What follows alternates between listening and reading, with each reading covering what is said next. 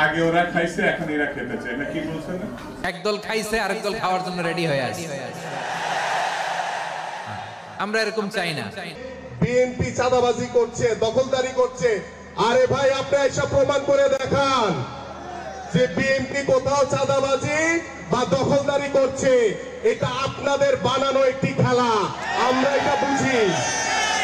ভিডিওটা শেয়ার করেন, অত্যন্ত গুরুত্বপূর্ণ। ভিডিওটা শেয়ার করেন, আপনাদের কাছে আমি অনুরোধ করছি লাইভের শুরুতে ভিডিওটা শেয়ার করেন।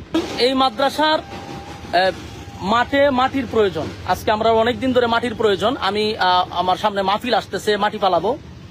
বিএনপির যারা আছেন, আমরা আপনাদেরকে মহব্বত করি, আপনারা নির্যাতিত একটা দল, আপনাদেরকে মহব্বত করি। আপনারা যে মাঝে মধ্যে বলেন যে কে চাঁদাবাজি করে, তো আপনাদের দলের লোকেরা যদি এইভাবে মাদ্রাসা মসজিদ থেকেও চাঁদাবাজি করে, এটা কি আপনাদের দলের জন্য কোনো কল্যাণ বয়ে আনবে? আমারে বলেন, এটা কি বিএনপির জন্য কোনো কল্যাণ হবে? মাদ্রাসা মসজিদ তো মানুষ মানার কথা। আমার মাদ্রাসাটা আমি যুদ্ধ করে মাদ্রাসা করছি, আজকে আমার মাদ্রাসা মাটি ফেলাবো?